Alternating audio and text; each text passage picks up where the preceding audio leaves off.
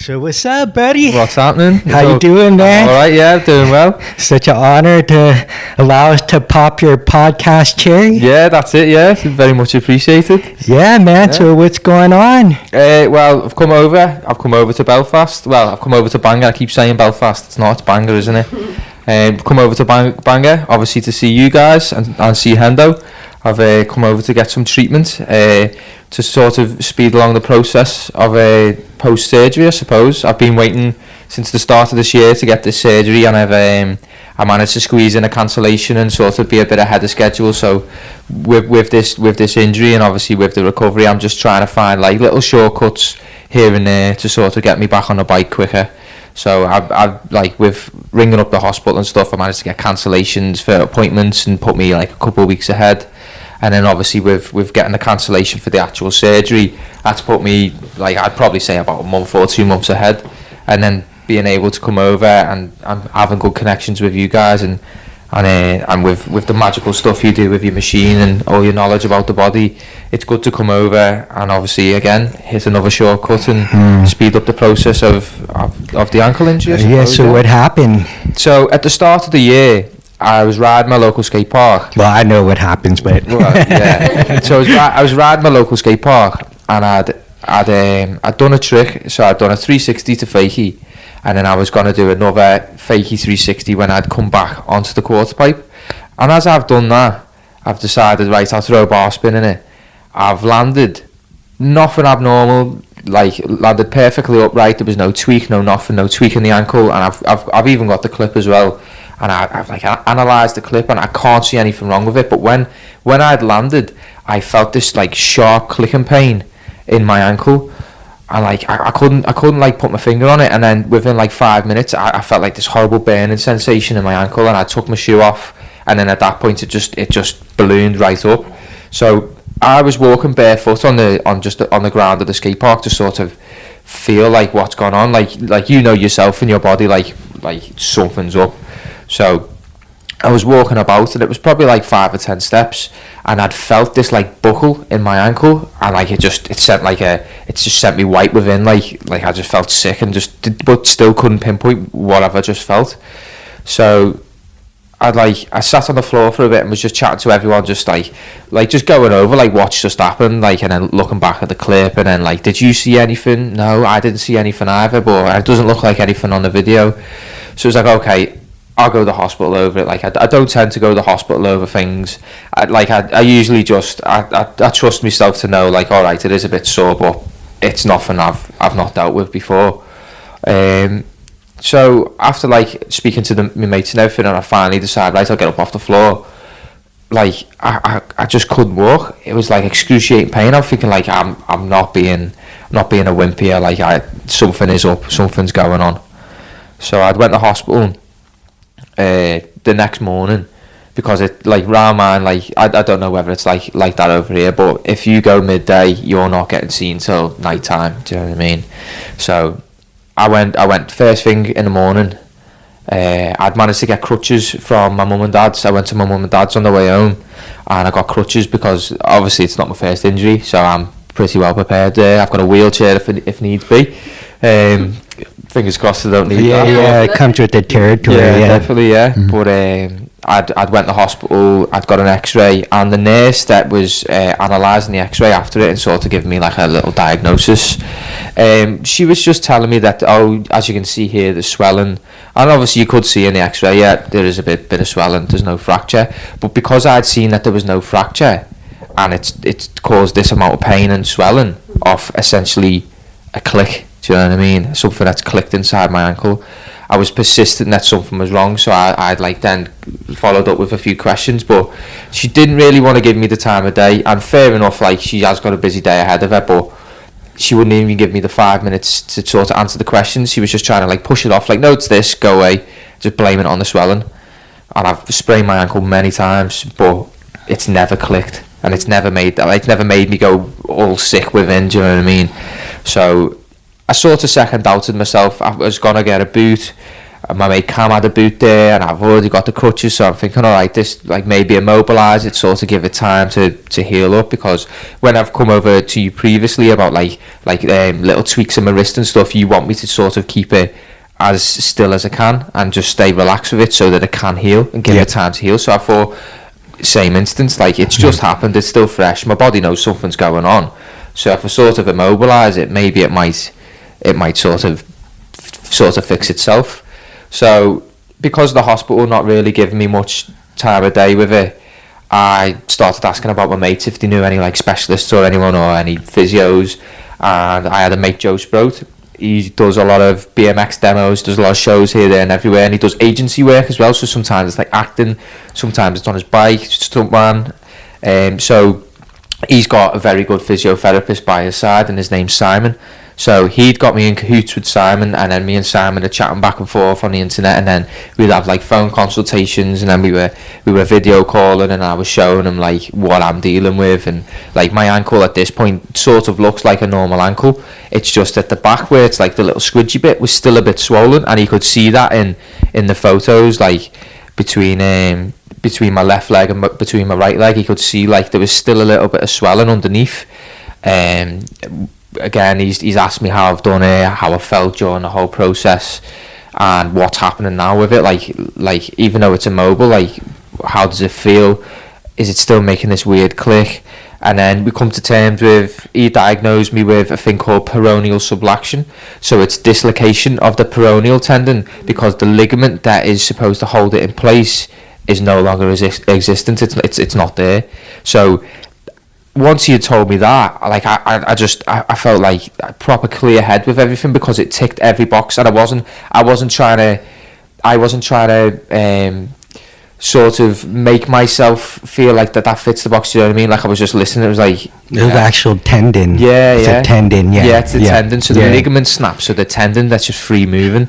So when he was explaining it, I was just like, yeah, exactly. Like I wasn't just trying to latch onto that because it seemed like the first bit of information I was actually getting. It was like I had done like a little bit of personal research myself, but as we were chatting too, and you sent me the video, and I was like, that is supposed to be rolling across the ankle bone. Definitely, yeah. And so obviously I was inquiring. I was trying to get some sort of answers. So I did all the people that I knew that about the body and stuff. It was like inquiring, and it was like, right. And then this Simon guy, like, right, it's this, and I felt a bit happy. Like obviously I'm not happy that it's happened, but I felt happy of right. I'm at the next stage now. I sort of know what's going on. I'm gonna go in and pack their heads. Mm-hmm. Like, right, it's nice to have connections. Yeah, definitely. Like that's a good thing about BMX. Like it brings like so many different people from so many different backgrounds and different like motives. Just brings us all together, which is like what I'm very grateful in BMX. Like as much as you get to see everything, you get to meet all these people, and you get to stay connected with these people all across the world. Like, so it's nice. Like you had a nice like circle of people that you can like call upon. Yeah, definitely, man. Like you feel like you can rely on them, like you trust what they say, and it's very like it gives you a good bit of closure knowing that like, oh, you're taking a casual approach on it. It's like, no, it can't be sorted, man, there's no worries. Whereas if you go to a doctor and stuff, they're saying you might never do this again, and you can't do this, and you need to make sure that you this, and it's like, oh my god, like if I don't do that, is my foot gonna fall off? Like that's how you're making out. Like, but then you come to people that of like you've learned from like all these different ways. To them, they're like through a book and stuff, and even still, like they probably still do know a lot about the body, but at the same time, you're just giving me some pharmaceutical drugs and telling me to go away, and that's going to help treat the pain. Like as much as it's making me comfortable, it's not really fixing the problem, and I don't want to be taking this. So it's like that. That's why I sort of expand from that. Like I only go to the hospital to sort of get like a basic knowledge or something, and then if I feel like I can go elsewhere, I will go elsewhere, but obviously it's like the last resort sort of thing. But I still will go out the way to help you. Like don't get me wrong, there's a lot of them that are very outgoing and lovely and like take care of you. Like I'm very grateful for like being in a ward and like the nurses treating you, because obviously you're helpless, you can't do anything, and you realise at that moment it's like, right, I do sort of need these people to help me out. So I am grateful for and, that. And especially like emergency situations, or to actually surgically correct something. Once you realize like, oh, this is not going to heal on its own without some sort of intervention from a skilled surgeon, you know, it's like, okay, and then I'll go in, get that fixed, and then you go and do your recovery. Yeah, definitely, man.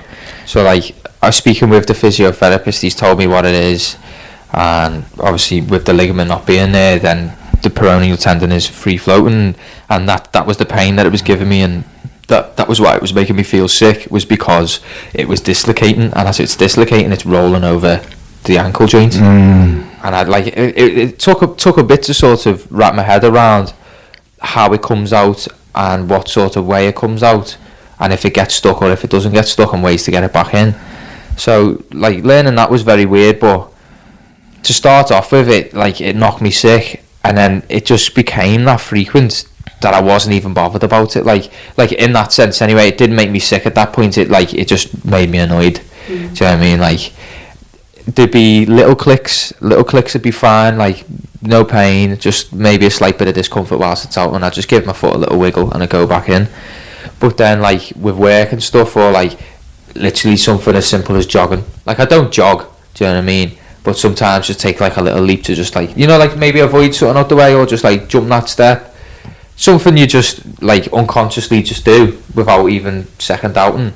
I'm doing that, and I'm getting like this throbbing pain in my ankle because it's just dislocated, but it's dislocated like very vigorously, and then pop back in, so it leaves like a horrible throbbing pain, and then my ankle will swell up again, so it's like I'm going back and forth with my ankle heel, like going down, going back up.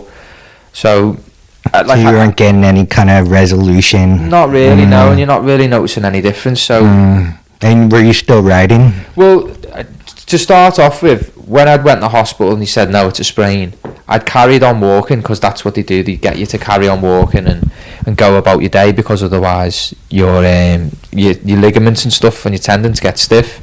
So they were like, no, carry on walking on it.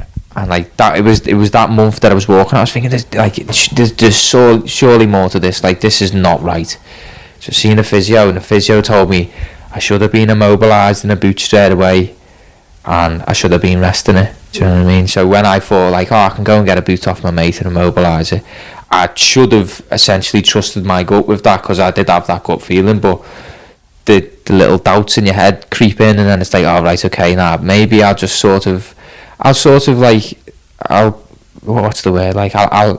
agree with what they've told me, but I still don't really feel like that's the right way about it. But I didn't have anything else to latch onto, so that's why I was like second down myself, like, right, okay, I might just be a bit stubborn in this situation, and it might sort of fix itself. And then I was in the boot for like 3 months, and whilst I was in the boot, I was riding, but I wasn't riding like how I normally ride. Like I just got a jump bike, so it's got suspension on, so that I found out that like once I come out the boot, like that had helped a lot as well. But whilst I was in the boot, I wasn't going anywhere. Like I wasn't going over to Rampworks, and that's only like a 15-minute drive, but I wasn't going there because I knew I couldn't ride properly.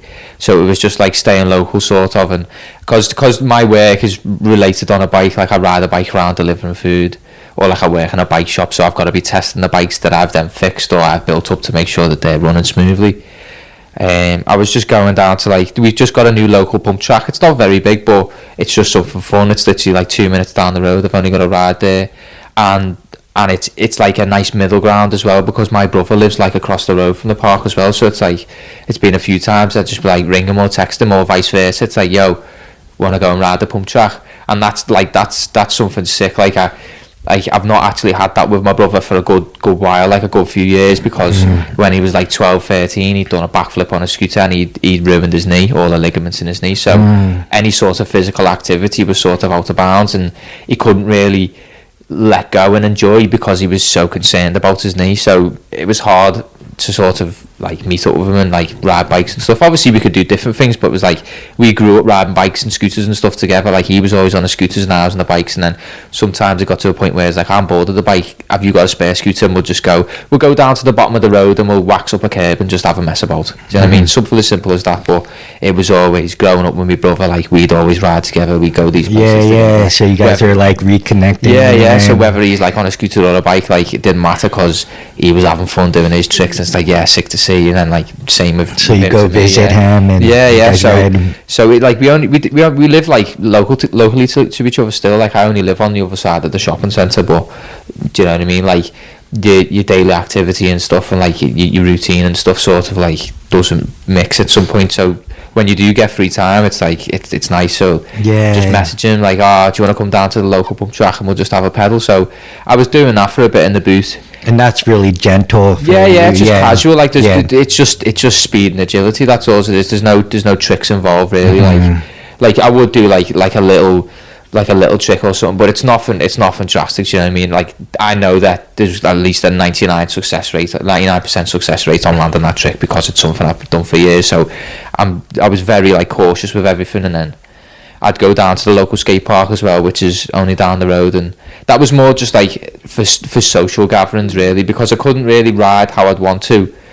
It was more just keeping me sane, like floating about and interacting with my mates, rather than just wake up, put the boot on, go to work, come home, take the boot off, rest. Do you know what I mean? Yeah, you need that for your mind, because of definitely you need to sort of change your day up, because otherwise it's like Groundhog Day, day in, day out, and the days are just going by like that. And I don't like that. I like enjoying my day. So at what point did you realize like this is not healing? So it was like 3 months in. So I was still in the boot, I was still using the boot. That's a long time. It is a long time, but like with the physiotherapist that told me if you immobilise it long enough, it should essentially still heal, because he said even though it had been a month when I was walking on it, it's still early stages. So there's like, he said it was pretty much like a 50% chance that it was gonna heal on its own. But did he know about that specific diagnosis of the peroneal? The subluxation, so he's the one that told me about it, and there's ways that it can heal. And then he said, obviously, this is the guy from Joe. From Joe, This is the physio, Simon, So Simon had like he like helped me out a lot, and especially like I don't expect anything from anyone, but like he's helped me out. He's stayed in like constant communication with me. How's it feeling today? Are you still wearing a boot? Are you riding your bike? Are you not riding your bike? If you're riding your bike, make sure that you have that boot on. Try and have that boot on in the house for the majority of the day. He knows, because he works with like stunts and guys like you, right? And gals, So with Sprout and his background and all sorts of stuff like that, like I felt reassured, like, okay, I am getting the information that I need now. So I was sticking with it. I stayed in the boot. He said that I could take my boot off for driving and for like going to sleep and stuff, which was still convenient, because then I was still able to drop my girlfriend off at work, and I was still able to like just go about my day and obviously get some sleep, because you realise when you've got a cast on that you can't take off, it's annoying to get comfy. Do you know what I mean? So it was nice to just still be able to do that, but I'd persisted and was like, right, okay, I'll stick this out, I'll keep the boot on because I want to heal. And if you're telling me that it's 3 months, and then it should essentially maybe like... So that particular condition can heal on its own? Oh, wow. But it has to be treated straight away. So obviously with that month before I'd seen Simon, that's why it was like a 50% chance of it healing.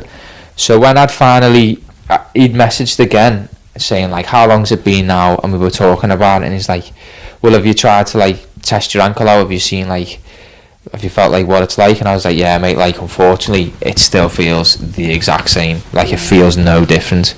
And then because every other week I was sending him photos of like my ankles, he wanted it like a specific position here so I can see this, and then from the back so I can see the swelling from the back. And he's like, right, okay, it still looks the same. And I'm like, well, it's still doing the same thing. Like, so realistically, in my mind, I'm thinking I do need to go right down the surgery route now, otherwise I am wasting more time. So I'm 3 months in, and there's no benefit to anything of what I've done. I'm still where I am in January, and it's like end of March, start of April. I'm thinking like, oh no.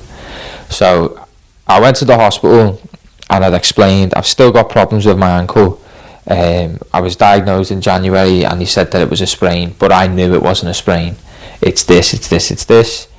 And obviously when you go to the hospital with your own sort of information, they think, yeah, you're just a little Google bandit and you've just gone on Google and you've just had a look at this and you've diagnosed yourself, expert, all this and blah, blah, blah. And obviously that was the vibe that I got when I explained it. But then when I explained that I was speaking to a physiotherapist in Northampton, like, he specialises in this and he's told me it's this, he sort of like, he just sort of zoned out for like 10 seconds and then he was like, right, okay. And so have you seen this physio in person? It's like, well, no, I haven't seen him in person. I've had phone consultations and I've had like FaceTime calls with him and I've showed him like what's going on with my ankle. I've sent him loads of photos and he sort of played on that, like, well, you haven't actually seen him, have you? And it's like, mate, like, come on, like, I'm here to get help. Like, I'm not here to tell you you're wrong and I'm right. I know it's not a sprain, mate, and that's all I'm coming across is don't have a look and tell me it's a sprain because I know it's not a sprain, mate. Just if you're able to help me out and sort of dive into it a bit deeper, I will be appreciative of your time. That's all I was getting at. And he was like, oh, right, okay. And then that's the thing I don't understand about these kind of attitudes where you're actually like come in for help.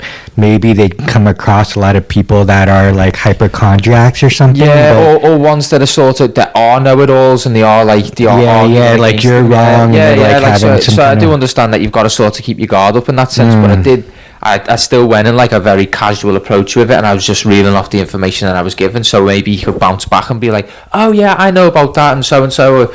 But it wasn't like that to start off with. So once we sort of broke that barrier, it was a bit, all right, okay, we'll get you in for an MRI scan, we'll see what's going on in there, and then once we've got the results, we sort of know where to go from there. I was like, right, okay, yeah, that's good. I felt a bit better after that. And then like they were like, so you'll get a letter or a text message. You'll get one or the other within about a week's time, and you'll get your MRI date and stuff, and we'll have you in for an appointment.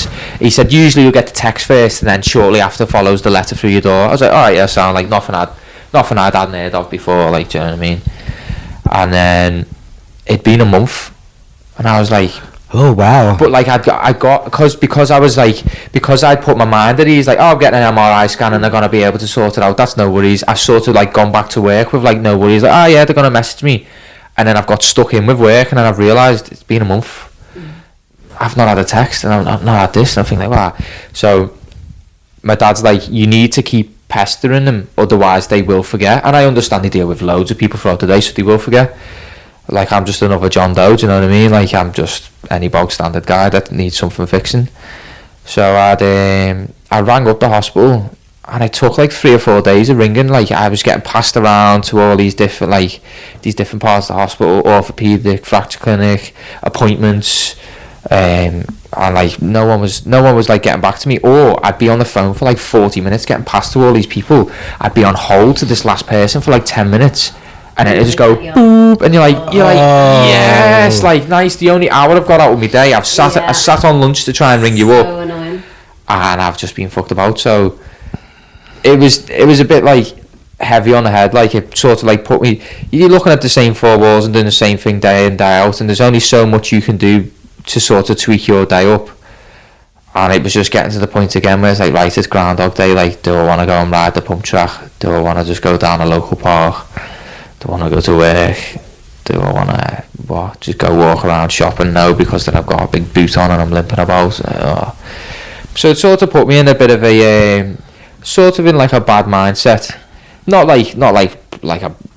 Well, yeah, I suppose I was proper miserable. Like, I wasn't snappy or anything like that. I knew I was like, my mood had changed and that affects people around you, but I weren't trying to take it out on anyone. But I could see, like, in my girlfriend, she was like, because obviously you feed off each other, don't you? So I'd realised like she's a bit down in the dumps to say, oh, it's because I'm like that, and I say, oh, but I couldn't help it. And it was like, because obviously I'm a very active person, and all of a sudden, like, I've not had like a serious injury in like years, so to be going from like such an active lifestyle day in, day out to just nothing, and you just sort of having to adapt to that, it does take a toll on your mind and that. So when I finally got through, like after 3 or 4 days, I was like, listen, like, I'm just feeling a bit like bad in my head and looking at the same four walls and stuff, and I seem to be going down a slippery sort of slope, and I just like some sort of closure, because obviously everyone was just messing me about on when I did get a chance to get on the phone. It was like, right, okay, like, I'm just going to say how it is, and if they can help me, they can help me, do you know what I mean? Because they don't tend to do that, do you know what I mean? If you persist, then they sort of put you forward. So I was like, alright, I just told them, I was like, listen, like, I'm in the house day in, day out, like, there's so much you could do with my day, like, I've gone from being a very active person to just not at all, and it's taken a toll on me, like, mentally and physically, like, and it's affecting the people around me, so, like, I just need an MRI scan. And they were like, yeah, no worries, you want to come in Sunday? And I was like,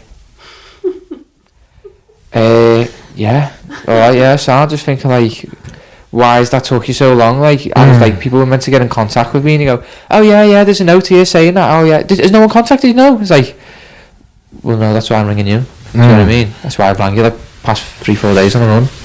So I was like, okay, went in for the MRI scan, and then I had a physio appointment after it, which was like a week later, and she'd already seen the results from my MRI, even though I hadn't had my MRI scan results yet.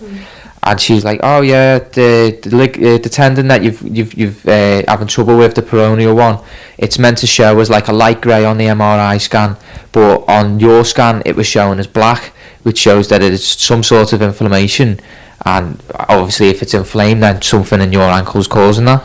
I was like, okay, so it's obviously gonna be when it dislocates and rolls over my ankle. And she was like, yeah, that's likely what it's gonna be.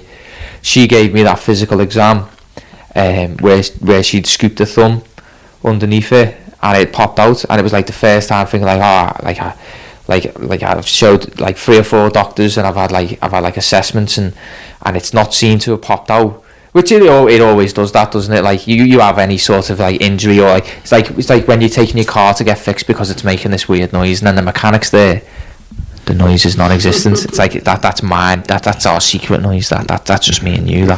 So like with my ankle, it wasn't doing what it was doing day in, day out, because I had all eyes on it.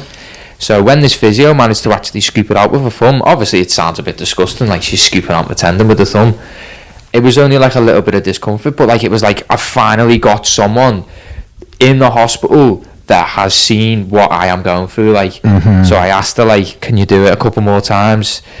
And she was just like, oh no, I won't do that. I was like, honestly, yeah. I said, I would rather you just analyse it and see what it's doing, so that you know what's going on, because it's the first time it's happened. I feel like I'm crying wolf, and like I am able to do things with my day, but there's so much stuff that I'm handicapped with, and it's annoying because people think like, oh, just suck it up, because I can walk and because I can pedal a bike, but I can't stand on my tiptoes on the right leg. So I can't stand on my tiptoes on the right leg without it popping out, you know, like simple things like that. So like taking strides up the stairs, if I go right foot first rather than left, it wouldn't come out.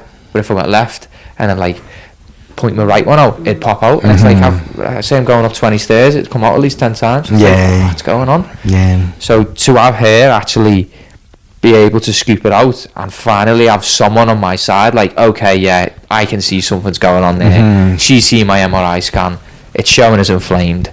Let's get something done about it. So I had this rush, and like I felt like felt good again. It was like after they telling me they're gonna give me an MRI, I felt good again. I was perked up, but this time I didn't let my guard down. I was thinking like, right, if I've not heard from you in a week, I'm ringing you, and then if I've not heard you again, I'll give it a couple of days and I'm ringing you again. Like, I am gonna peck head. Like, I'm sick of this now. And what was the timeline at this point? At this point, I'm about 4.5 months in.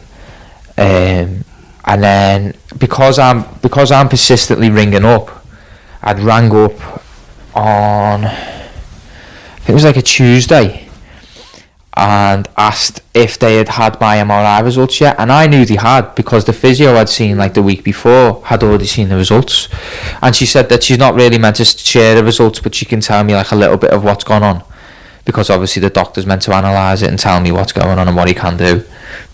So she filled me in that the tendon was inflamed, which I knew already, because there's the whole reason for the swelling. So like a week's gone by and I'm ringing up saying like, oh, like I've got an appointment for the end of next month, but is there any chance you can get me in like a cancellation? Like, a physio's told me that she's seen my MRI results, so they are available now. Any chance you can just get me in so I can talk, like, they can just talk about it to me, just so I know what the next step is. And they're like, oh, we've not really got any cancellations at the minute, like, we can put you on a list, like, and we'll give you the call. So it was like, that was like the best option. I was like, okay, put me on a list and just give me a call, whatever. And then it was like the end of that month, so it's still like, it was the end of May was meant to be like my appointment to see what my MRI results were, even though that's like, it was like at the time I got the MRI, it was like nearly 2 months before it. So why am I coming back in 2 months to look at results that are available within like 10 days? Do you know what I mean? So I managed to get like a cancellation, so it was the start of May instead of the end of May, and I've went down, and it's like, there's 2 different hospitals. So there's one called Arrow Park, and then there's one called Clatterbridge, and each one specifies in, so like, lower limb specialist, and then like there's other could be for like, I don't know, like whatever hospitals are for. Do you know what I mean? Like they have special people in to specialise in whatever in one hospital, and then like Clatterbridge specialised in like cancer patients and stuff like that. But they also like specialised in like lower limbs and everything. So they sent me there. And when I'd went there, I'd met this doctor called Phil Dean, and he was analysing my MRI scans, and I was under the care of someone called Michael Hennessy, which was like the doctor overall that was like that I was under, and he was, if it was going to happen, he was going to operate on me. So I was under the care of him. He'd got me the MRI scan and stuff, and discussing the results with this doctor, Dr. Phil, yeah, like American Dr. Phil, yeah. He again, like, the physio had filled me in saying they might say there's no evidence of it like doing what you're saying it's doing, so just be wary of that. So when I went in, obviously my guard's right up, because I know there's a problem with it. Don't try and tell me there's nothing wrong with it. So he's told me, oh yeah, like we have seen a bit of inflammation, but there's still no evidence of it dislocating. And so like I didn't flip or anything, but I was just a bit more like stern with it, like, listen mate, like, I know there's something going on here, please don't just try and diagnose me and just get off, because like I'm in no mood for that. Like, I've been in that mental state for like the past 5 months now. Please just tell me that there's like a door I can take that will get me out of this. So he's like yeah, so there's no evidence. And I got my phone out and I was like, listen mate, I said, I know there's evidence. I said, I've made a folder on my phone. I've got all different photos of how my ankle is. I said, I've got videos of how it pops out, where it pops out. I've got slow-mo videos a lot. I said, don't you tell me there's no evidence. So he's like, oh right, okay, you've got videos, have you? Can you show me? I was thinking, all right, okay, like the first doctor that actually wants to like look at the video, because the first doctor, after I'd explained like what I thought was wrong with me, he was asking me to explain it, and I said, oh, I can show you the video of how I've actually done it, and I'll show you the video of it coming out. And he was like, well no, can you not just explain it to me? It's like, mate, like, I'm gonna throw a load of BMX lingo at you, you're gonna nod your head as if you think you know what you're on about, and then you're gonna try and diagnose me. Can I not just show you the video and explain as I go along, and then you know the gist of everything? I'll explain how it's felt and whatever, and then you can tell me whatever, but please just give me the time of day to just have a look at what I've got here, because it means a lot to me getting this fixed, and I'd like you to just know exactly what's going on. So obviously off that first experience, when this Dr. Phil had said, oh right, okay, you got videos, like, show me, I was thinking like, yes, like, someone on my side, like, go on. So I started showing him the video, and it's in slow motion as it is anyway. And then he's like, right, go back, play that slower. And he's like getting very enticed now, and he's like looking in, and he's like, right, okay, so it doesn't actually roll over completely, it gets stuck there.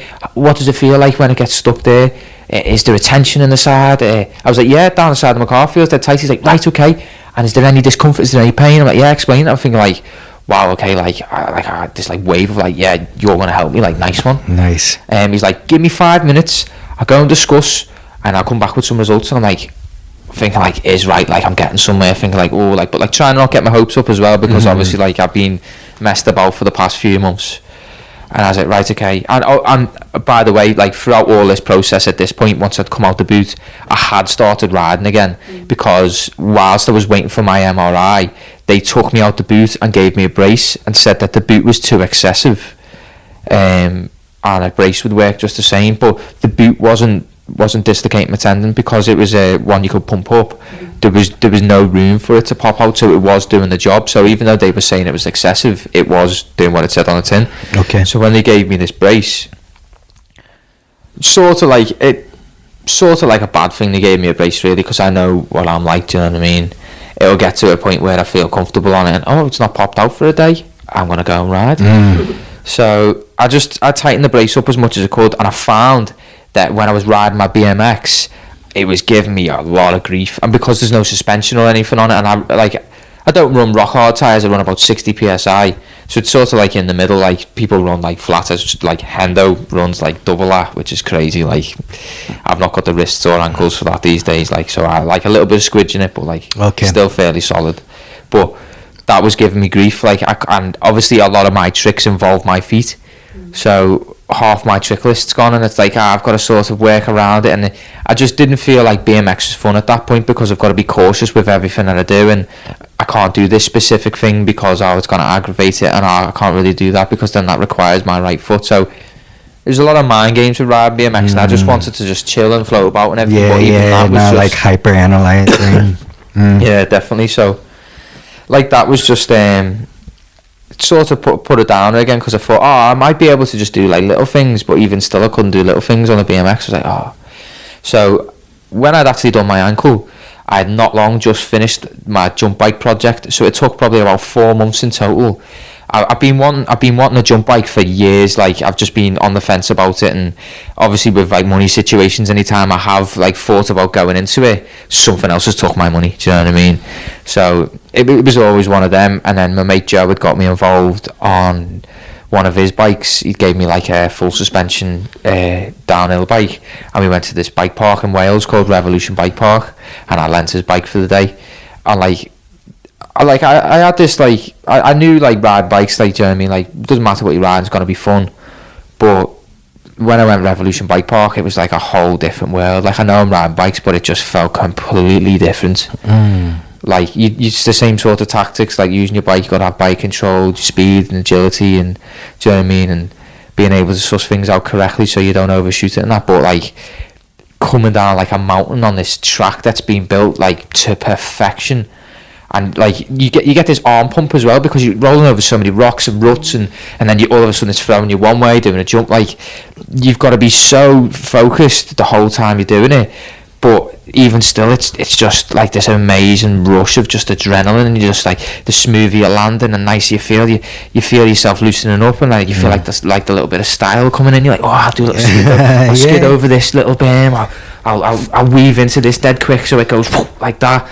And like you're out in nature, literally, like you're away from everything. Like I'm used to like going to like a skate park in the city, so there's a lot of people coming past, people shouting stuff, like do tricks, and it's very loud, and obviously it's very polluted as well. So like when you do go to like a natural environment, outdoors, out into Wales, into this nothingness, but like just forests and trees, and like your breathing's better, you feel it as well, you feel it in your head, you're like, wow, this is crazy. But to just have all of this mashed into one with your mates, like it was a newfound love. Like I was thinking, like I need to get a bike.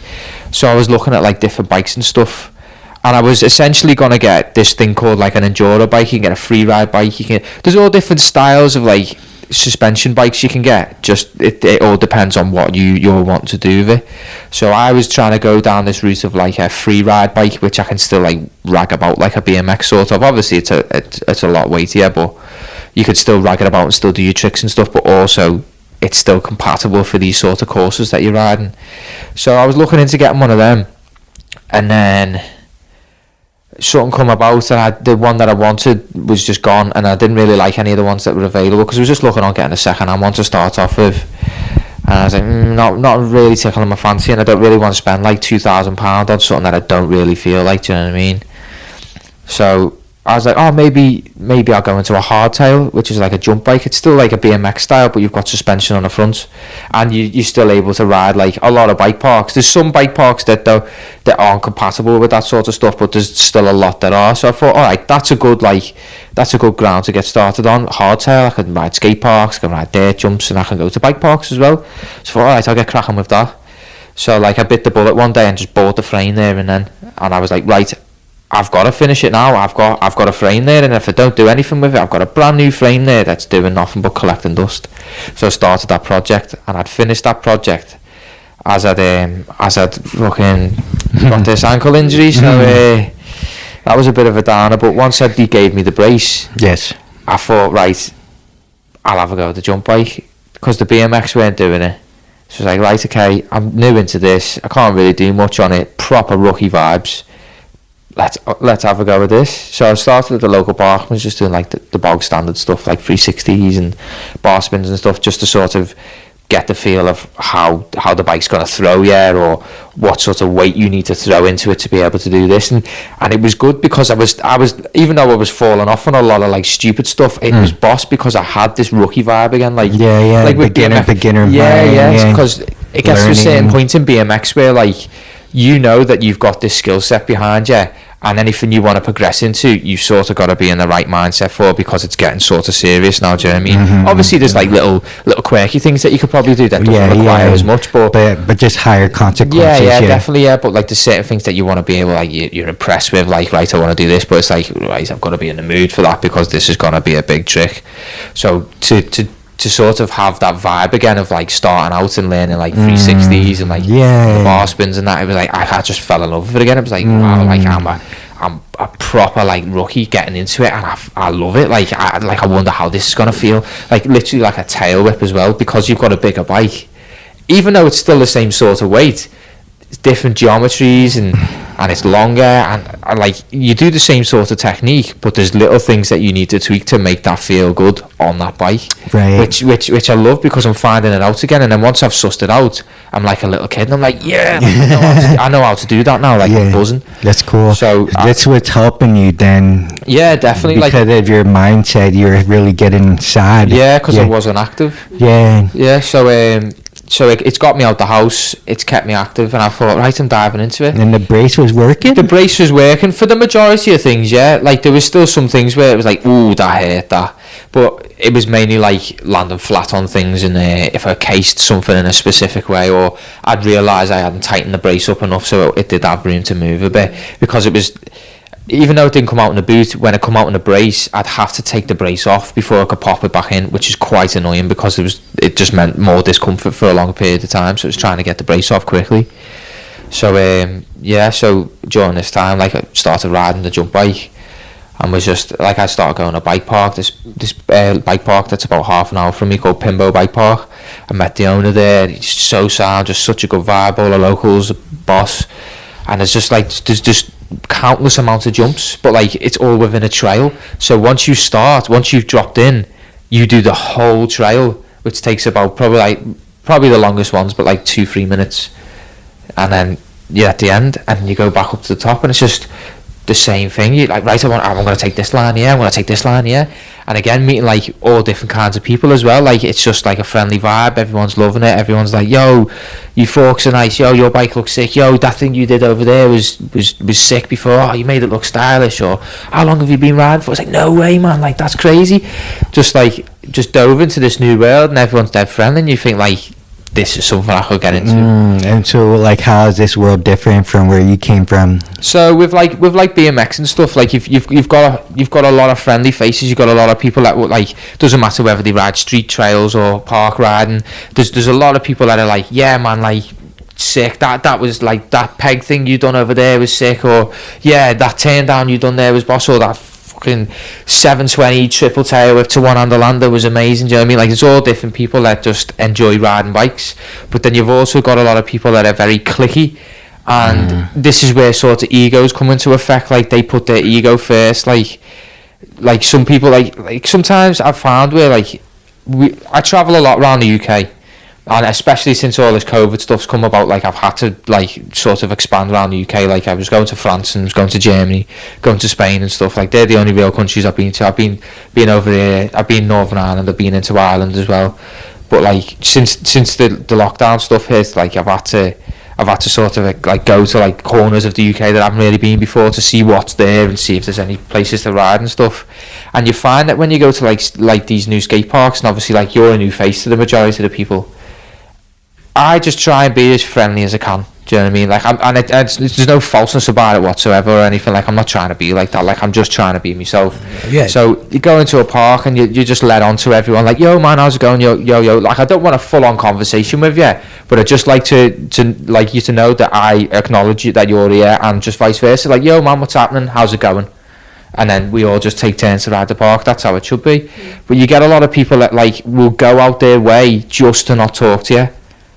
Like, all I've said is yo, man, and you've shunned me away like that. Like, yeah. And then that gives me the feeling of like, who the fuck are you? Do you know what I mean? But obviously you've got to like, you've got to like look past that, because that's like, it's like, like it's kind of like their home field. It's like, bro, we're meant to be adults here, and you're shunning me away. Like, why is it competitive? Like, I don't even know who you are. Like, why are you being like that? Like a competitive sort of vibe and territorial. But I know that because I surf at different spots, and you'll get that territorial vibe. Yeah. You know, and they're all cliquey. They're in a pack, and they'll all take turns trying to catch a wave. Yeah. And they'll find a way to box you out. Right, and you're like the new guy, and you're like saying hi, you're waving at everybody, you're paddling out. Yeah, that's it's the same kind of thing in that world. Yeah, but then it was different when you went to this like mountain biking world. Yeah. Like, everyone was just like, I didn't know anyone, but everyone was like, yo, just dead casual, and that's all it should ever be. Like, like if we ever get any local riders come down, like new riders come down to the local park, like as a kid, like, it was different as a kid because the people that were riding, there was like only like a handful of people that were actually into riding bikes. Then there was always just more for like a social gathering. So the ones that were more for like a social gathering, when new kids would come down, they'd think, right, you're getting tethered, you're getting bullied. Do you know what I mean? Like, you're the new victim, like, you're the new kid. Look at your helmet, look at your shoes, look at your clothes. You can't even drop in. Look at him, he's just fell off. So like, when I was growing up, I'd watch that, and it's like, wow, like, that's a proper horrible hostile vibe. Like, he's just coming down to try and ride his bike, or ride his skateboard or scooter. It was mainly the scooters, really, to be fair, because obviously when I started riding, it wasn't really much going on. Like, you had like the foldable micro scooters and stuff, and then like, I think like Razor scooters come out, and then all of a sudden there was a boom. Scooter kids were everywhere, and then all these people that had this sort of ego and vibe of like, we feed off like fucking bullying you and you not being able to do certain things. It was just like horrible to watch. So like, you sort of acknowledge that, and like, you take that on board. So like over like the past, I don't know, like 6-7 years, like riding the local, like you see any new faces, you're just like, yo, man, how you doing? You don't have to like bombard them with a conversation, but just like, they know, you know, that they're there. Do you know what I mean? And to just try and just shun them away, fucking silly, isn't it? So you get any new faces, it's like, yo, man, what's happening? And majority of the time you'll get like, I don't want people laughing at me when I drop in, and you're like, mate, that's not the vibe here, I promise you. Like, that's fine. Cool. If you fall off, mate, let us know. If you're proper hurt, we'll help you out. But if you just took a tumble, lad, no one's bothered.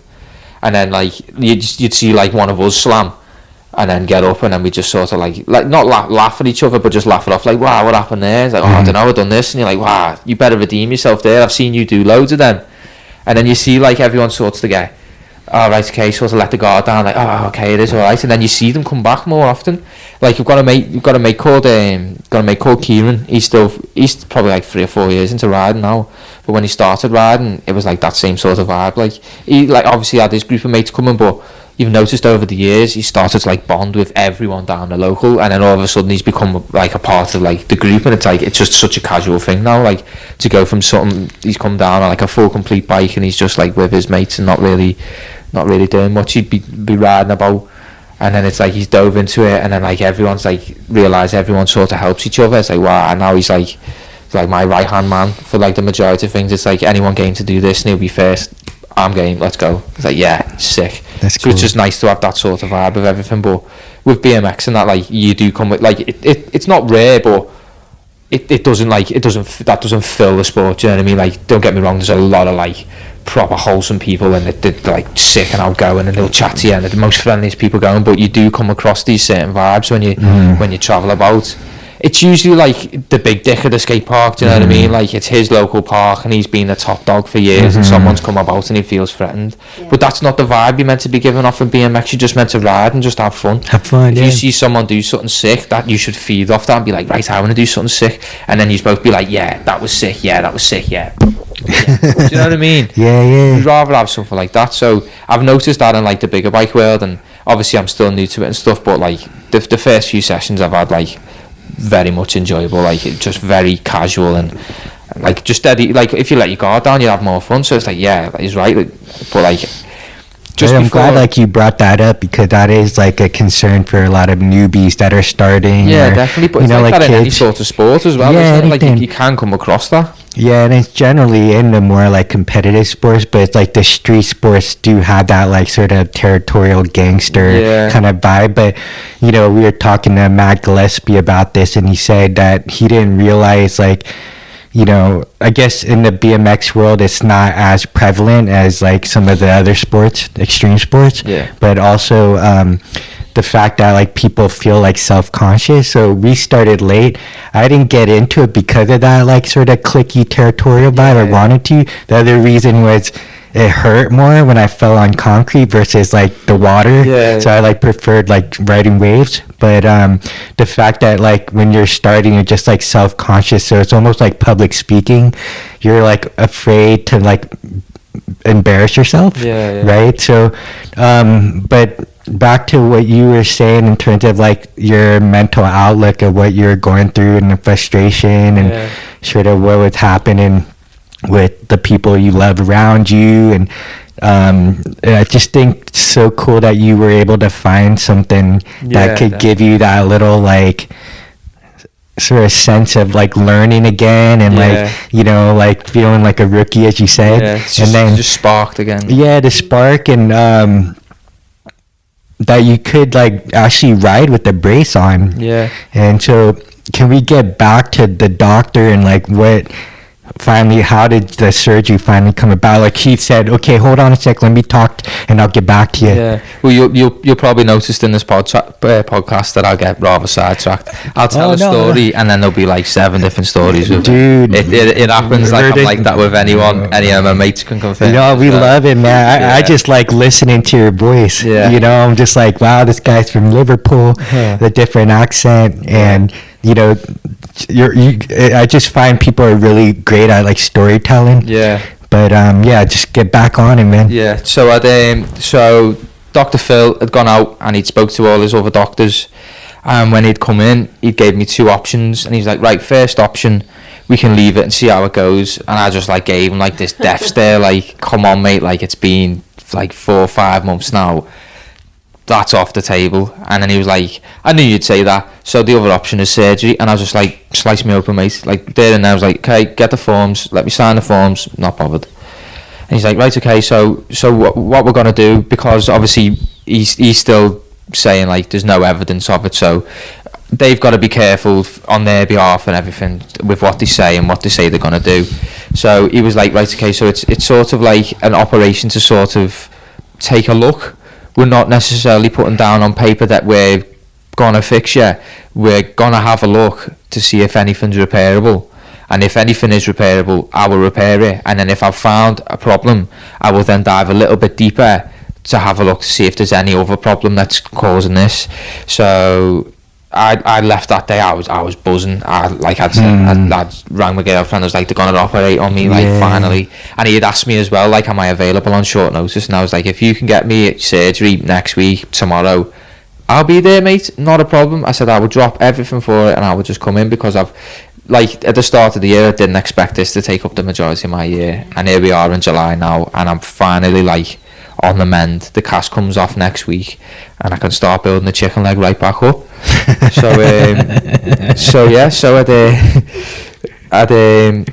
He said that it's going to be like an operation to have a look, and I went home, and it was like a few days later, probably like near on a week, and I was dropping my brother off at the doctor's round by ours, because he had just broke his collarbone.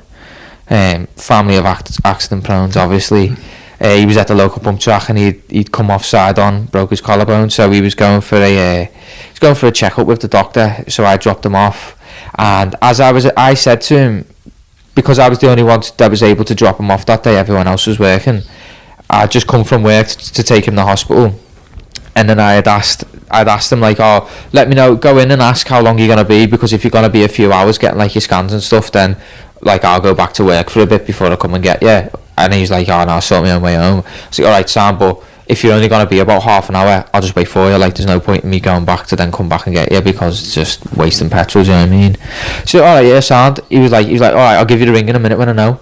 I was like, alright, sound. So he's walked into the doctor's, and as I've seen him just walk in, as soon as he's disappeared, I've got a phone call, but I think it's him, because it was like no caller ID, and his phone cocks up now and then. He'll text me on a different number, and then I'll have his other number saved, and I'll ring that number, and he goes, yo, and you're like, what's going on? He's like, oh, I've still got 2 numbers. So I thought like, oh, it might just be he's turned his caller ID off. So I've answered the phone. I've gone, yo, so how long are you gonna be then? and they're like, hello, is this Michael? And I'm like, yeah, who's this? And then because I didn't think it was my brother, I thought it was a scam caller. Oh no! So I was so nearly ready to just be like, why are you calling me? And she's like, hello, is this Michael? I'm like, yeah. And like, hi, it's so and so from the orthopedic department. I'm like, yeah, you're all right, yeah, we've got a cancellation for next Wednesday, can you come in? And I'm like, I was like, because I had a holiday booked with my family to Cornwall for a week on the 17th of June, and that had been set in stone since like February. So I was like, alright, sound. Like, initially it was just going to be like my mum and dad and my little sister going down, and then I heard my brother wanted to go as well, and I was like, alright, well, me and Sophie will come as well, like, why not? Like, let's make it like a little family trip. I don't see why not. See if my other sister will be involved, but she was like busy. She's busy with like a uni work and stuff, so it was like, alright, fair enough. Like, there's other holidays, like they're going away again in August, so could do it then.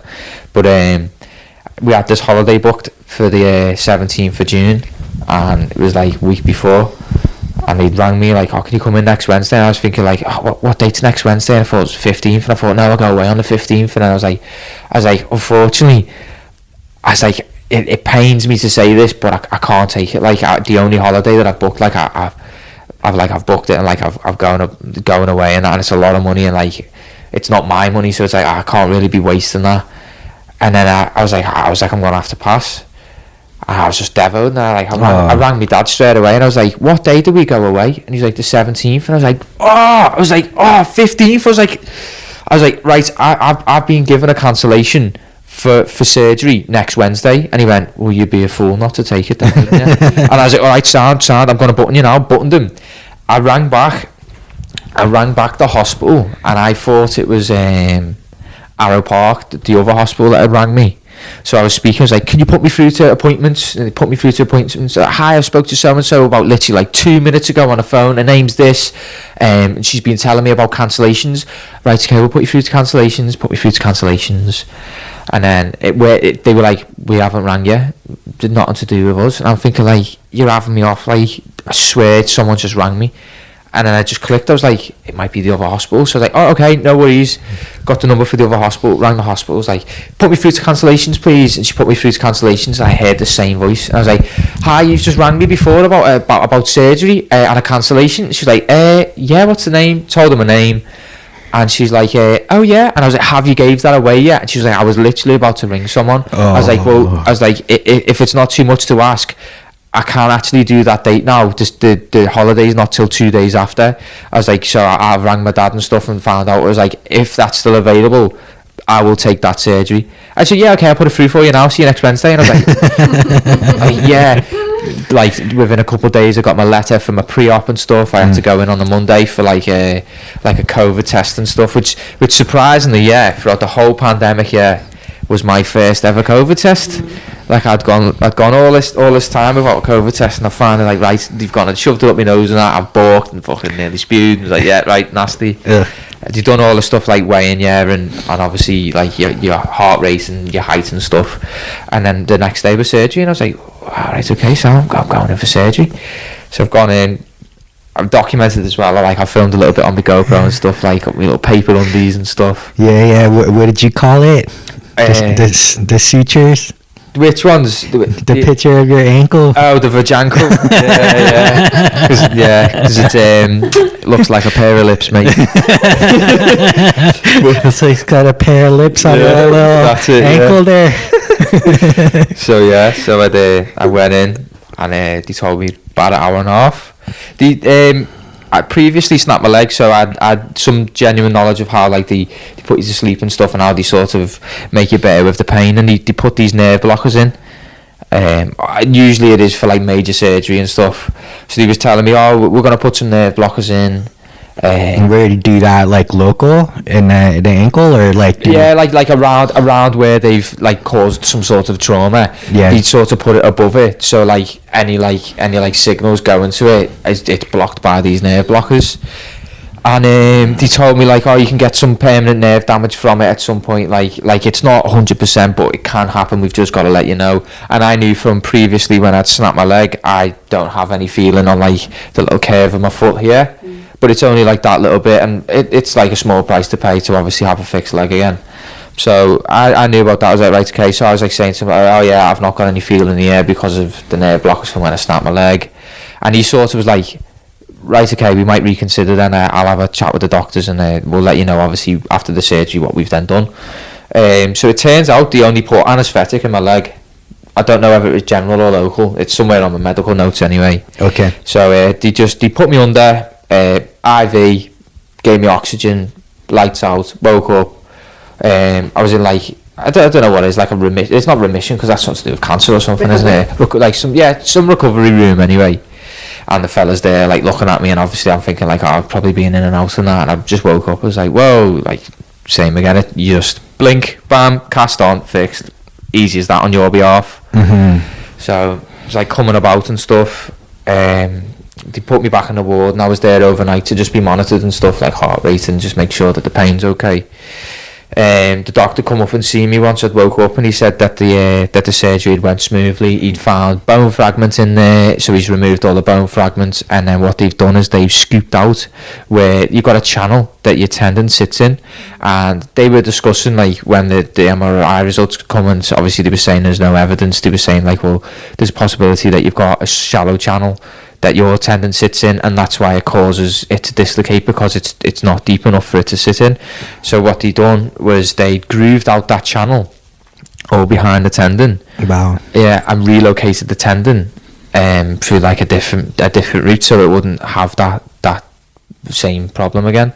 And then they've put like an artificial ligament in to keep that tendon in place. And I heard talks about it being like made out of some sort of Kevlar or something. I'm not too sure what it is made out of, but it's mimicking a ligament in there now. Amazing. So it wasn't cadaver, it was Kevlar. Yeah, just something like that. Wow. And so yeah, I've got another week in the casting, and I can sort of see how it feels and obviously the results. But going from an experimental surgery to finding like things that are wrong with it, and then having to do like something so specific as grooving out the channel to make it sit in, and then put another artificial ligament in for me, like that, like I just felt like ecstatic when I woke up. Like even, like a lot of people hate being in casts and stuff, and they're like, oh, I can't wait to be able to walk again, and this I can't wait to be able to be back at what I was doing.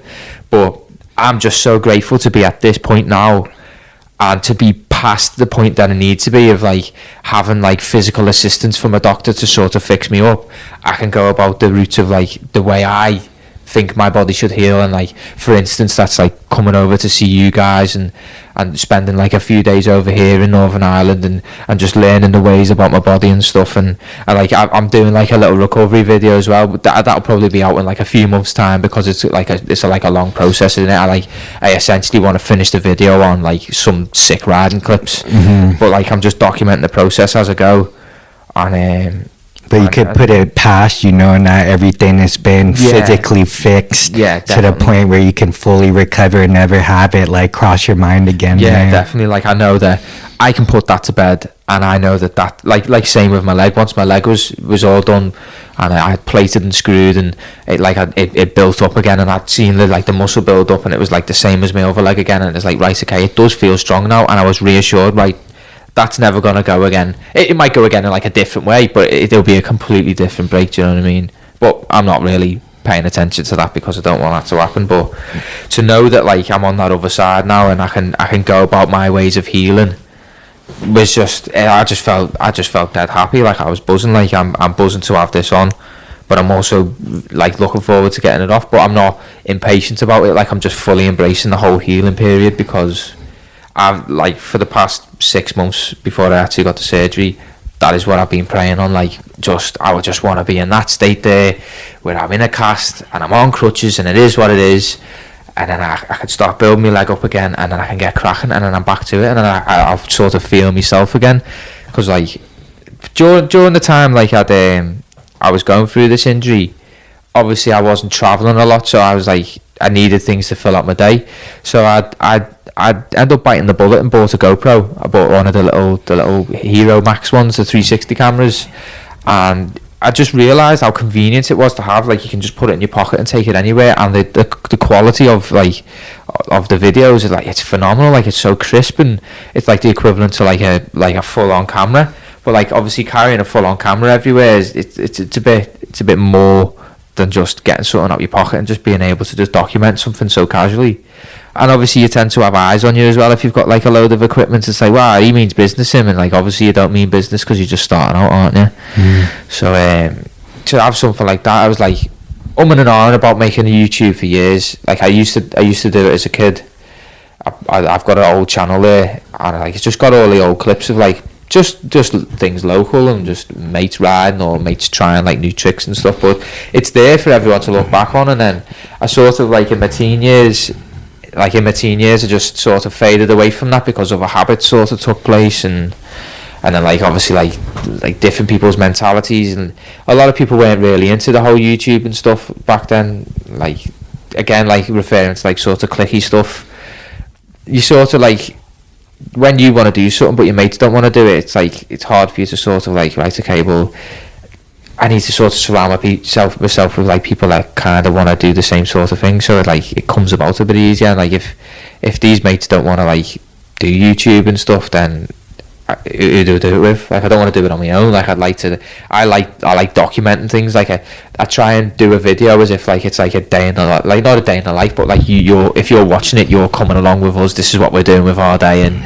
like, you know, sort of like make you feel like a nice involvement sort of thing. Yeah, you're part of it. Yeah, so when I finally got cracking with this YouTube, it was because I needed to film a day out, and I've like, as soon as I've done like the first video, I thought like, all right, yeah, this feels good. Like obviously you doubt yourself when you put it out and stuff, but it got a few hundred views. I think it's on like, I don't know, like 700 something views, but like I'm happy with that. I've dove into YouTube with like a completely new YouTube channel, and I've got 700 people watching my videos. You know what I mean? Like I think fair enough, that's good. That how can I turn that into like 7,000 and then so on and so forth? Do you know what I mean? But all the while just having fun in the process, because the main motive of it is to be able to sit there with my mates, say like when we're 40 or something, and to just look back on something. Just being like with obviously technology today, it's nice to just be able to just look back on something so easily. Like, oh, do you remember this? Yeah, let's watch it. Yeah, let's watch that time that you crashed into this tree or you done it. You know what I mean? So it's for that sort of purpose, but at the same time I would like to grow. So it's sort of two birds, one stone. So it like, as I say, I'm documenting the recovery, and I just hope to show like the ways I've gone about the healing methods of and the shortcuts. Hopefully like people see the video and they think, wow, like I've never like spreading the word of like the Electro-Equiscope machine. There's like a lot of people that are unknown about it. So to be able to share that sort of knowledge and have attention grow towards you about this magic way of healing, it'd be great. You know what I mean? Appreciate that, man. And it's nice to have like people inquire about it, like because then you know who's like sort of actually paid attention to it. It's like, wow, what's that weird machine that you went and done? And I've noticed that you're riding fucking well early. That's the whole motive that I'm trying to get off this video, is like, wow, he's back on his bike quick. Even though I've had like 6 months of just being messed about, when it's actually go time, get going. Yeah, imagine if you actually were able to get the surgery immediately. Yeah. Or let's say like you were a month in, you had the boot on, you rested, it healed itself. But if you actually got treated with the equipment that early on with the surgery, where you would have been, and obviously that didn't happen, but the fact that now it's a different timeline. You got the surgery, came over here, you get the treatment with the Electro-Equiscope, and from that point, from the surgery, which was like almost a month ago. Yeah, right? A month ago now. Yeah, and then the treatment, and then how fast you're going to get back on your bike doing tricks again, you know? So that's going to be really cool to see. I think it's just neat that you're sharing this information out to people. Obviously, you were open-minded to try it, you know. I mean, yeah, definitely, man. We met you through Hendo at Thunder Park, I think, with the first time we met you. Yeah. I think the first time was I think the first time was Ramp House. Oh, Ramp House, yeah. You used to come down to Oh, Ramp House, and that was the first time the first treatment was on my wrist, and I'd done something to my wrist a couple of weeks before at the local skate park, and I'd like landed on it, and it like I couldn't grip anything, and the swelling wouldn't go down, and obviously I wasn't really letting it rest either, so it was sort of aggravating it. And then it was when I come over for that Ramp House jam, I couldn't ride practice, I hadn't rode, and any time I'd spent there, I'd just been drinking with all the locals and just having a good time because I couldn't ride. And then when Hendo introduced me to use, and we done that little hour session just before, like there was a practice day the day before the competition, it was like you could notice the difference from where you were putting what are they called? The electrodes? Yeah, the electrodes. Wherever you were putting the electrodes, you could see the swelling going down. And I was like, wow, that's crazy. Like, because you thought, like, my wrists are skinny as it is anyway, so you don't think nothing of it. But then for them to go even skinnier, it's like, wow, that's a difference, that. And then you were getting me to like squeeze my hand, and if there was any pain anywhere or any sharpness or anything, to just let you know where it was. And it was like the first 2 times, it was like, yeah, there's a little bit there. You worked your magic.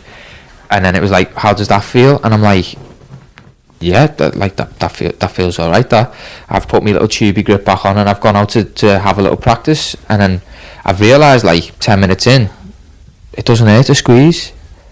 And I said, right, okay, so I dive into riding. It's like, okay, like it's not hurting. Like, wow, oh, okay. So I'm like, I landed a little bit flat, got a little bit of tweak, but then it went away, and I was like, right, okay, like a week ago, if I had done that, I would have been sat in the corner, wrote it off, now that's it, get me an ice pack, like. But it was like, okay, like there was a little bit of pain, but it's gone away. And I was just sat there thinking, like, that's all within an hour with this machine. Like an hour, and I can ride my bike. And then it ended up like the next day the competition went on, and I ended up winning it. Do you know what I mean? So like I've gone from just getting there and just boozing it up with all the locals because I couldn't ride and just wasn't really bothered. Like I was over for the vibe. I was over to see Hendo, over to see Matt and Mikey, and it was like, all right, yeah, like, so I'm not bothered. But then when I'd seen you and you'd sorted me out, it was like oh my god, like a whole different like path had opened up, like a door just opened. It's like, that's a mad way of healing, and I want to know more about that. Like I'd definitely like to dive into that, and then learning about your story and stuff, and how you learnt about it, and you dealing with all these different people throughout the years, like NFL stars and UFC fighters, and just the life you live of traveling around, and then when you're coming over here, and like you're like one of a kind, especially in like Europe as well. You were telling me like there's you and like maybe one other person or something in Europe that knows about all this knowledge, and then like, they work with horses, animals, pets, stuff, so it's like, wow, like I've struck a gold mine here. Like if you're one of a kind in like the whole of Europe, and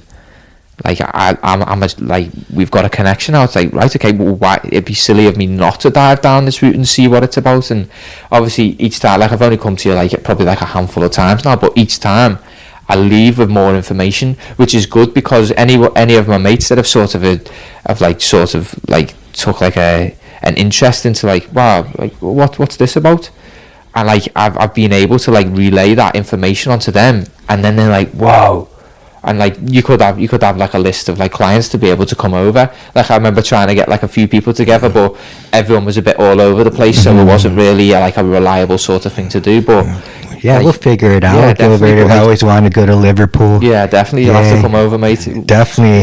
Yeah, we want to do that. Definitely. Yeah. Show you about the gaff. I want to see where the Beatles started. Yeah. Oh, go ahead. So how have you found Electro-Equiscope this time? Is it like day 4, I think, trading? Yeah, day 4. It's just to state as well, like it's a completely painless treatment, isn't it? Like there's no pain about it. Like there's no, like, you're not getting like mad electric shocks and you're thinking you're being tased or anything like that. It's very it's a very calming process, and I like that it puts me in like a calming, in like sort of like a calming state, because I just feel loose, I feel relaxed, I feel like reassured. And with the Equiscope coming over, like I've cut a hole in the side of my cast, you can see from what it looked like. I've got photos from what it looked like at the start, and like just 3 or 4 days in, then past couple of weeks, I've obviously not been over here, I've not noticed anything.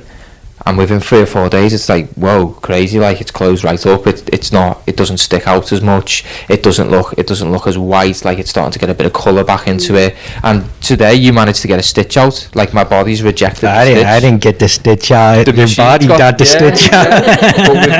It just spat it right at me. All with the help of the machine. But that machine's helped like a phenomenal amount in such a short period of time.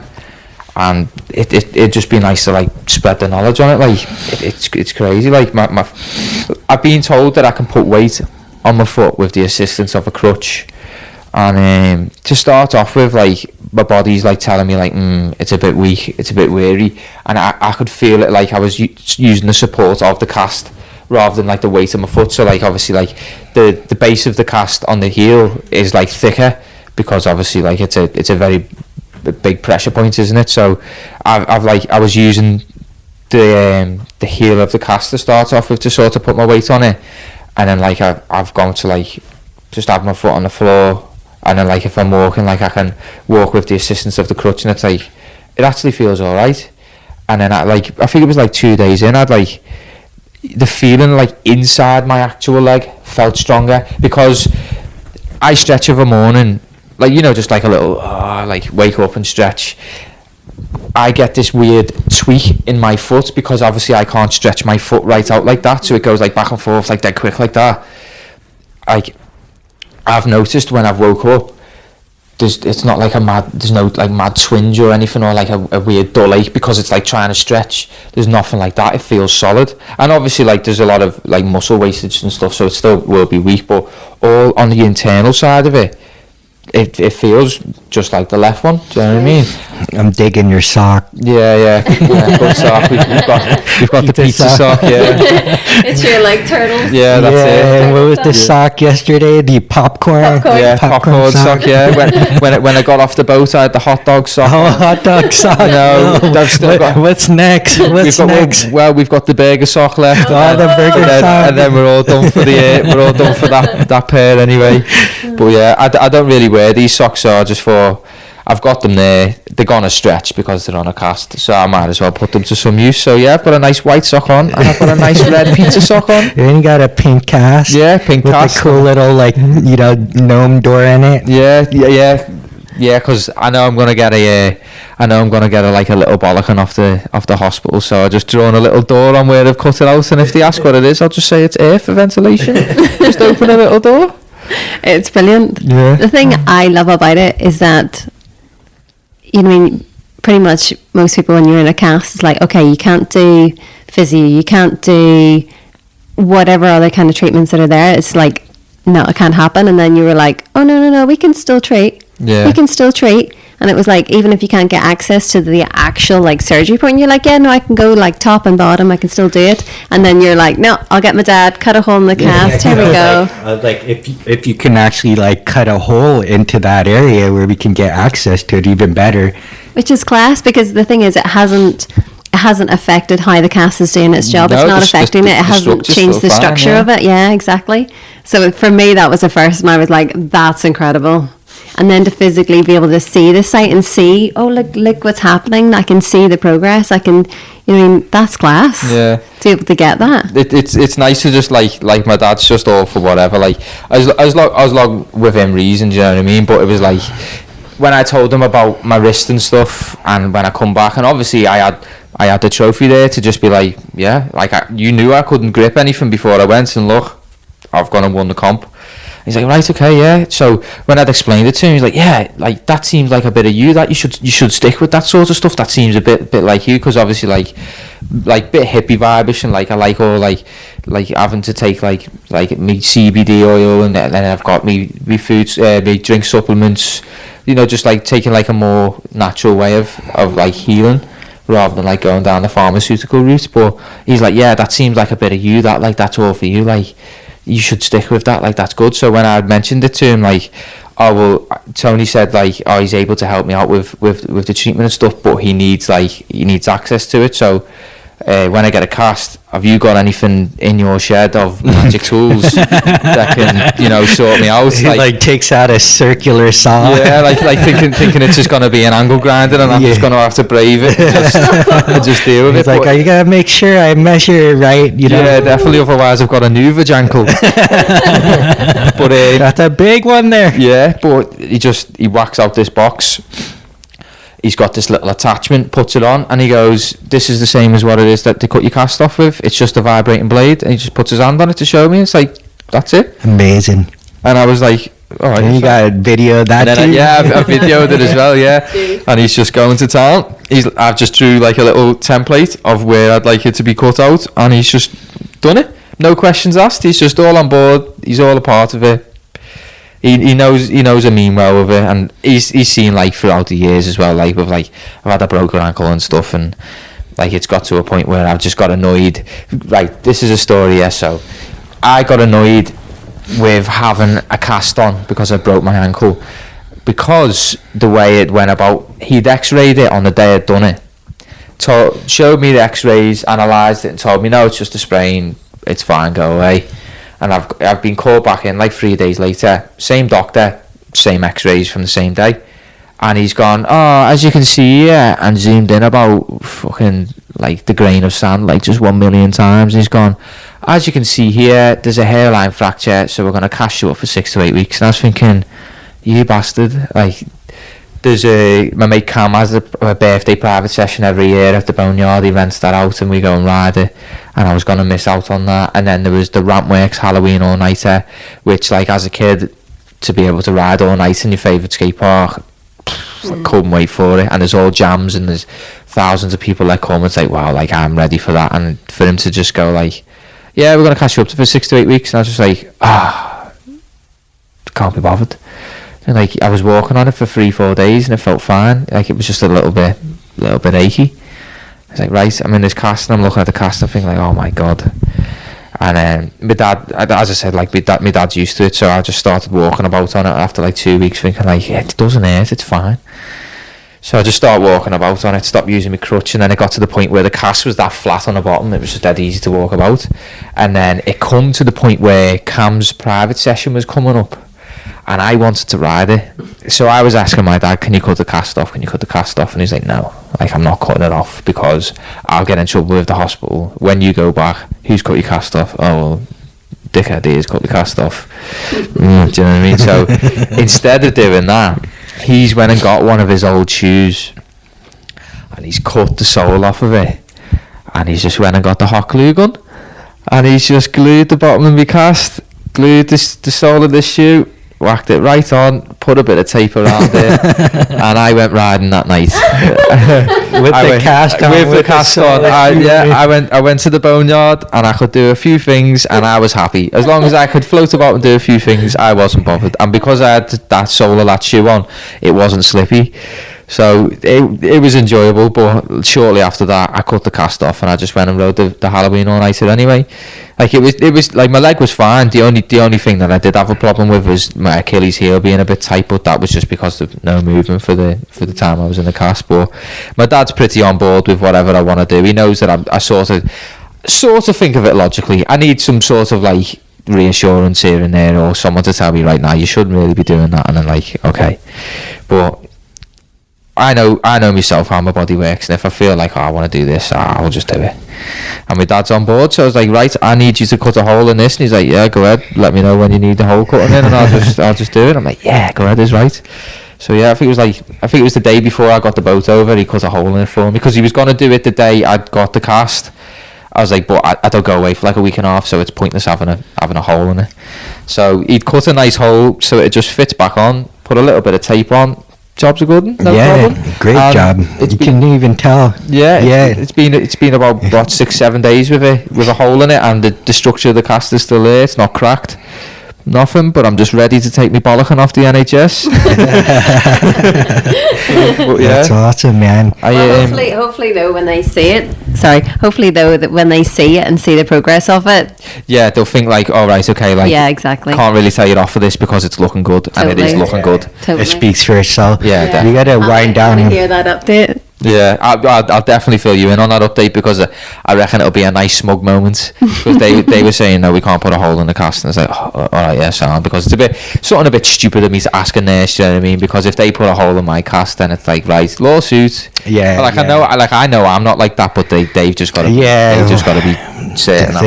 They gotta say all the formalities to cover their asses for everything, you know. That's why they were like, oh, you know, we could just sit there and let you rest it and see what happens, or second option, do surgery, exploratory surgery, but they have to like tell you everything to just like cover their ass. Yeah, that's it. Yeah, so it's like understandable and fair enough. Gotta wrap up. There's so much we want to dive into, so we gotta do this again for sure, man. Yeah, man, you're a great storyteller. Amazing life so far. You're only what, 23, nearly 24 next week, so I'll just claim that. Yeah, we can say happy birthday to you right now. Nice. But Mike, can you just let the audience know like where they can find your YouTube channel, your Instagram? You have like an amazing like depository of videos. You're back on YouTube. You did YouTube when you were little. We saw the video where you like basically broke your leg. Yeah, and that was intense, but you know, it's just so neat to see you documenting your like early years. Yeah. And then now you're going to be documenting more, and you have been through Instagram, but it's just like you said, to be able to go back with your mates like years later, just look upon just to look to see your growth. And that's what I want to get into, like your mindset. How do you like approach fear? How like cavalier you were when you're younger, and now like you have like the experience, sort of the risk management, understanding like how to reverse engineer like a particular skill or move, instead of just fucking going like yahoo, like cowabunga, and just, you know, because that was what I was doing. I just thought that's what you do. You saw that growing up, but you didn't know like the intricacies of what it took for like professionals to get to this level. Yeah. And it wasn't like a A to Z moment. It was like A and a half to B and a half, you know. It's just like that kind of thing. So but yeah, go ahead and, you know, share where your handle is. And well, you can reach me on pretty much anything. Like it's literally just my name. Like that was available on everything, so it's just Mike Hullock. Same on YouTube, same on Instagram, and then I think on Facebook it's just Mike Hullock BMX. So reach me on either of them three. I'm more likely to reply quickly on Instagram. Don't really use Facebook. I just use like the little app to monitor your page, really, because I don't really dive into that. But yeah, Facebook, YouTube, Instagram, hit me up on there. It's just Mike Hullock. Check out my content. There'll be more to come. And can you spell Hullock? So a lot of people tend to have problems with my last name, so it's Hullock, Hullock. Beautiful.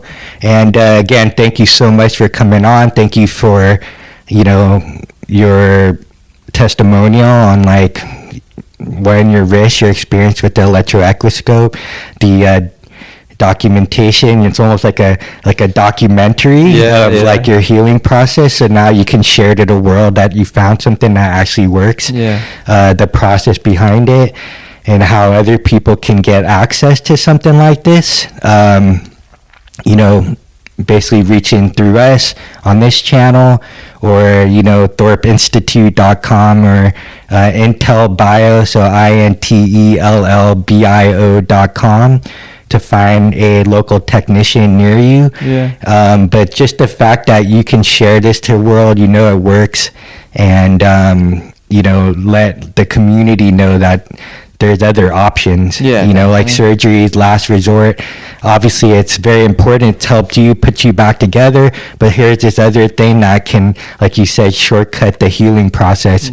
And you know, get you back to doing what you love. So thanks a lot, bro. Thank you very much for having me. Hopefully the next time we do this, it'll be at your home turf. Yeah, definitely. Yeah, we could do some storytelling over there. Might be able to even show you some places that some stories have gone down. Yeah, definitely get into it. Thank you very much for having me. Thank you for the hospitality, and thank you very much for getting on board to help me get back on my bike and help me with this shortcut. And I'm just amazed at what the machine does, and how quickly you notice the results. So I'll definitely be singing all about Liverpool.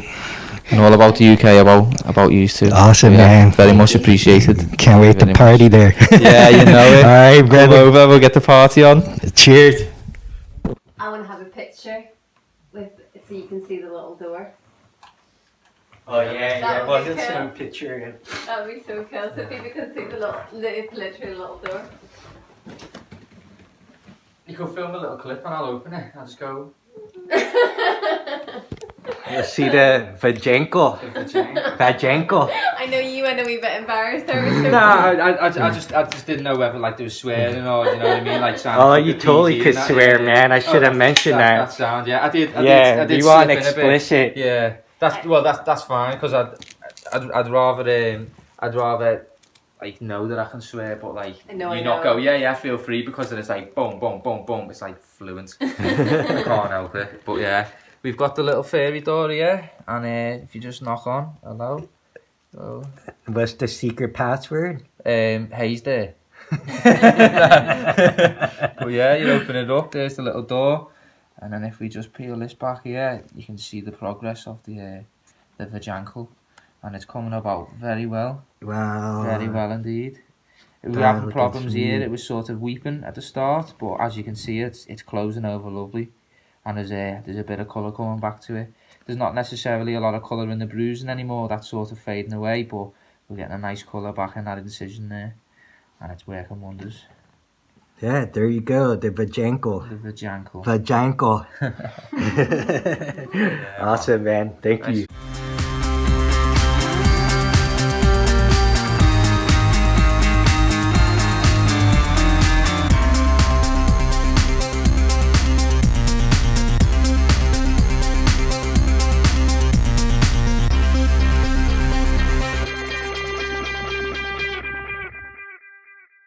Okay, rolling. Do a little 3 clapper. The clapper. You guys have the clapper? You know that little thing for the lamps? Turn on the lamps. Oh yeah, Yeah. That's clap, not clap, what, that's not clap. what You know, I the didn't think of that, clap. Yeah, Yeah, like the other kind of clap. that's what I was looking for. Yeah, that's you and I were both there going. I just What kind of clap are you talking about? yeah, I just held off on it. That one that you've got to go and see someone about.